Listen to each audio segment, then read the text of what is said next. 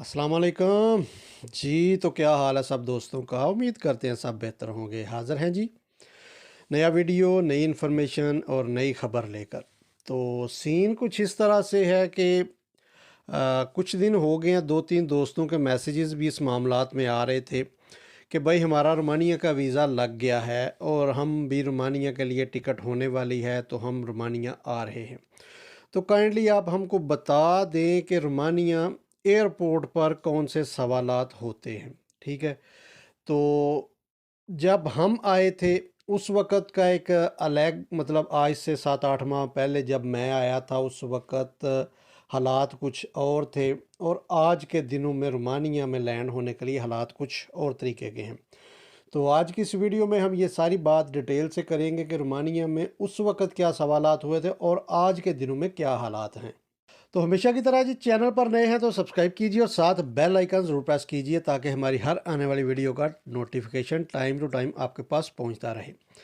तो बढ़ते हैं अपने टॉपिक की तरफ। भाई, जिस दिन हम आए थे रोमानिया में, हम लैंड हुए थे, उस वक़्त इतने हालात ख़राब नहीं थे जो कि आजकल हैं। मतलब उस वक़्त मैं अपना एक्सपीरियंस बता रहा हूँ कि मुझसे किसी किस्म का, हम लगभग 12 लड़के थे जो मतलब रोमानिया लैंड हुए थे इकट्ठे और मुख्तलिफ़ कंपनियों के थे। हम 5 लड़के शायद सिमेट्रिका के थे, 5 से 6 लड़के थे और बाकी मुख्तलिफ़ कंपनियों के, लेकिन एजेंसी एक ही थी, कैडमा एजेंसी थी, जिनके थ्रू वो वीज़े लगे हुए थे, ठीक है।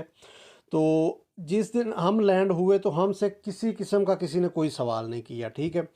और दूसरे नंबर पे आपकी जो आइडेंटिटी यहाँ पर होती है वो आपका वर्क परमिट जो कि जेन्युइन आपके पास होता है, वर्क परमिट जेन्युइन, और आपके पास आपका कॉन्ट्रैक्ट जो कि आपको यहाँ से सेंड किया गया होता है जेन्युइन पाकिस्तान में, और वो फ़ाइल आपके पास होती है, ठीक है। वो फ़ाइल, वो कॉन्ट्रैक्ट आपका और आपका वर्क परमिट, ये 2 चीज़ें आपके पास लाज़मी होना चाहिए, ठीक है।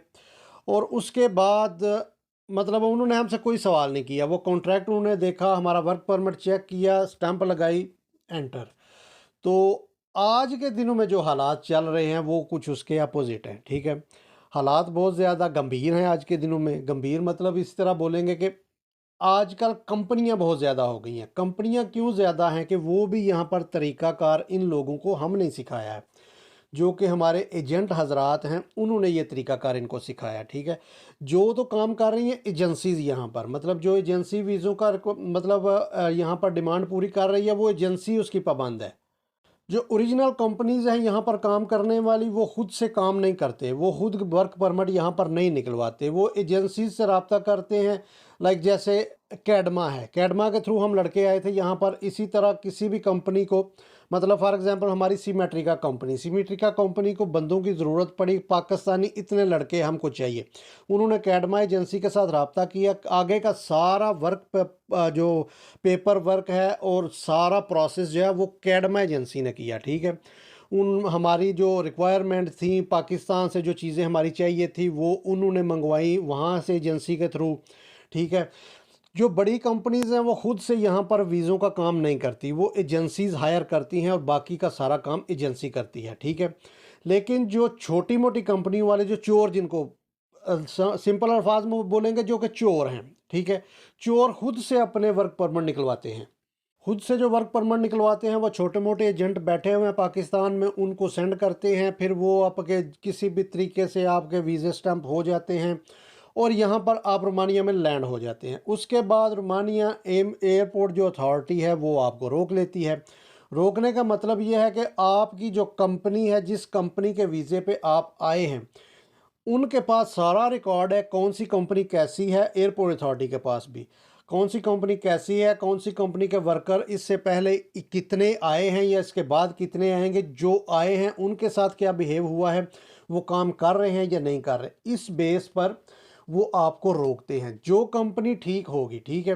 पहले नंबर पे बात करते हैं, मतलब फॉर एग्जांपल मैं अपनी मिसाल देता हूँ कि सीमेट्रिका ने हायर किया कैडमा को, मतलब हम सीमेट्रिका कंपनी के वीज़े पे हम रोमानिया लैंड हो गए, लेकिन हमको कलेक्ट एयरपोर्ट से किया कैडमा एजेंसी ने। जिस मतलब एजेंसी पे उनको डाउट हो जाए, अथॉरिटी, एयरपोर्ट अथॉरिटी को, वो उस बंदे को रोक लेते हैं, हमसे कोई सवाल जवाब करते हैं, आपकी कंपनी क्या है, कि मतलब कौन ओनर है आपकी कंपनी, आपका सैलरी कितनी है, वो इस तरह के, जिस तरह के एम्बेसी में सवाल किए जाते हैं, वही मतलब सेम सवालात फिर यहाँ पर भी कुछ इंसान से पूछे जा सकते हैं, ठीक है।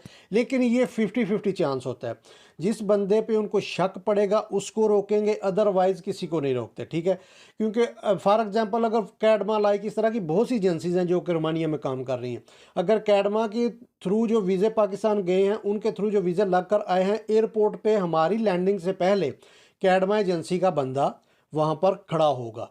और अगर एयरपोर्ट अथॉरिटी को किसी किस्म का कोई डाउट होगा तो वो उसी वक्त एजेंसी में फ़ोन करेगा, एजेंसी वाले बोलेंगे कि भाई हमारा बंदा वहीं पर बाहर खड़ा है, ठीक है, हमने जिसको भेजा हुआ है। इस तरह वो एयरपोर्ट अथॉरिटी नॉर्मल हो जाता है। एयरपोर्ट अथॉरिटी को यकीन हो जाता है कि बंदे लीगल हैं, लीगल मतलब इनके साथ आगे जाके भी कुछ मतलब इसी तरह का इंसिडेंट नहीं होगा जिसकी वजह से मतलब इन लोगों को परेशानी हो।